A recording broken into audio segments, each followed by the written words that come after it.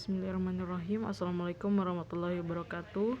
Perkenalkan, nama saya Al-Munawwaroh, BP 17 10 21 10 25.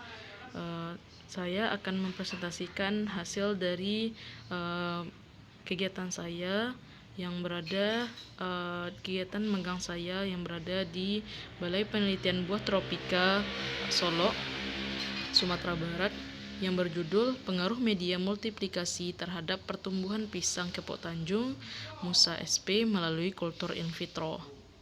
Yang saya hormati pembimbing lapangan saya, Bapak Andres Parta SPMSC, yang telah bersedia membimbing saya selama kegiatan magang saya. Kemudian saya ucapkan terima kasih juga kepada dosen pembimbing saya, Ibu Dr. Randes Dekneti Herawati MSc, di mana beliau telah memberikan kontribusi beliau dalam membimbing saya dan teman saya dalam menyelesaikan tugas saya. Baiklah, selanjutnya saya akan mempresentasikan hasil dari kegiatan saya yang kita lanjutkan. Nah, adapun pembahasan yang akan saya lakukan ada 6 pokok. Yang pertama itu latar belakang, yang kedua metodologi penelitian, yang ketiga pelaksanaan penelitian, yang keempat hasil dan pembahasan, yang kelima kesimpulan, dan yang keenam dokumentasi. Latar belakang. Pisang Kepok Tanjung merupakan jenis pisang yang tidak memiliki bunga jantan atau jantung. Pembuangan jantung dilakukan untuk mencegah penularan penyakit layu bakteri secara alami yang disebabkan oleh bakteri Ralstonia solanacearum atau penyakit darah. Permasalahan sekarang untuk eksplan pisang Kepok Tanjung dari subkultur pada umumnya susah untuk menginisiasi tunas. Dengan penggunaan ZPT yang tepat akan mampu untuk memacu pertumbuhan tunas. Benzil aminopurin atau BAP berfungsi sebagai perangsang pertumbuhan tunas, berpengaruh terhadap metabolisme sel, dan berfungsi sebagai pendorong proses fisiologis yang bergantung pada konsentrasi yang digunakan. Adapun tujuan penelitian saya ialah untuk mengetahui konsentrasi BAP yang cocok untuk menginisiasi pertumbuhan bakal tunas. Selanjutnya, metodologi penelitian.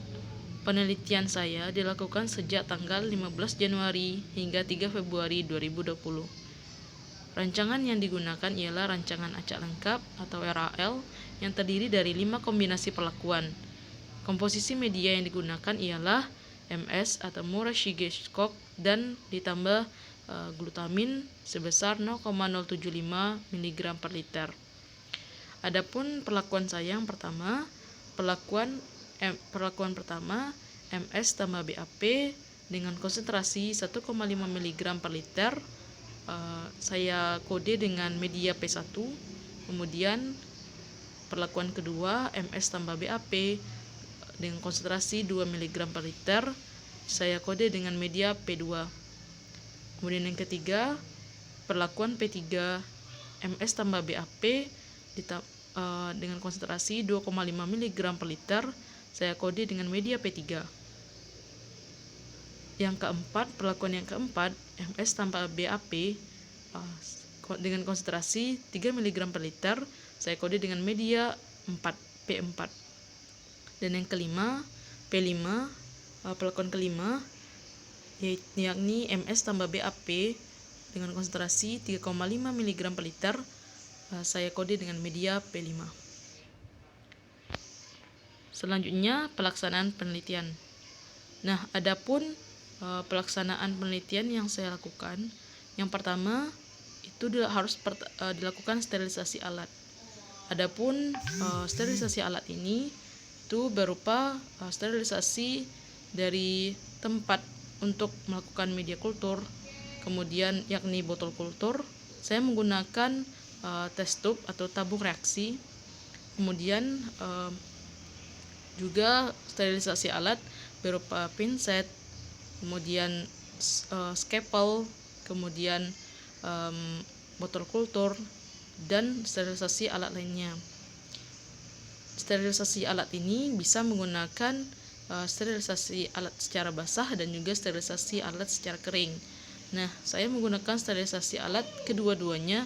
Yang pertama saya melakukan sterilisasi alat dengan menggunakan media backclean, kemudian dicampur setelah dicuci dengan menggunakan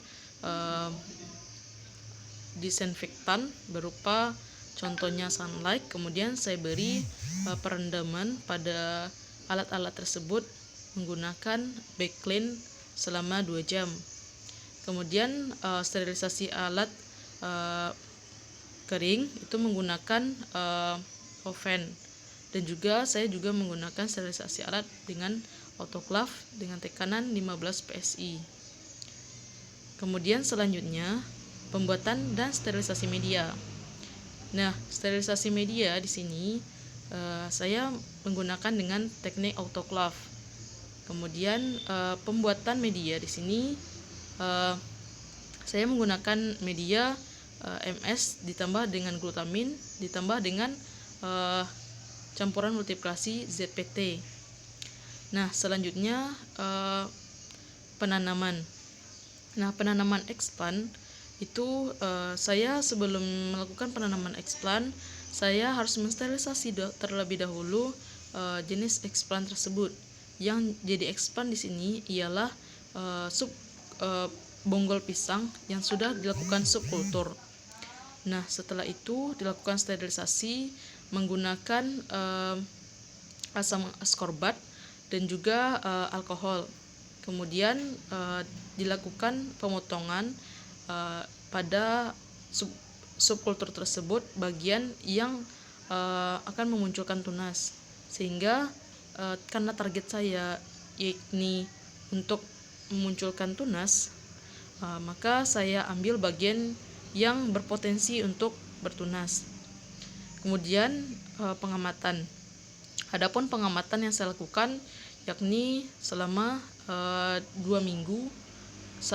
Satu kali pengamatan itu berlangsung 1 minggu, sehingga pengamatan yang saya lakukan itu 2 kali dalam penelitian ini.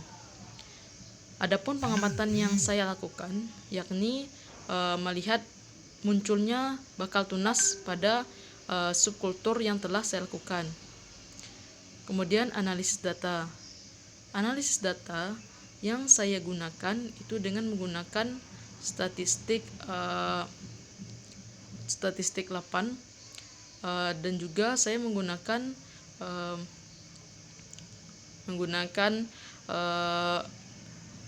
jenis statistik lainnya.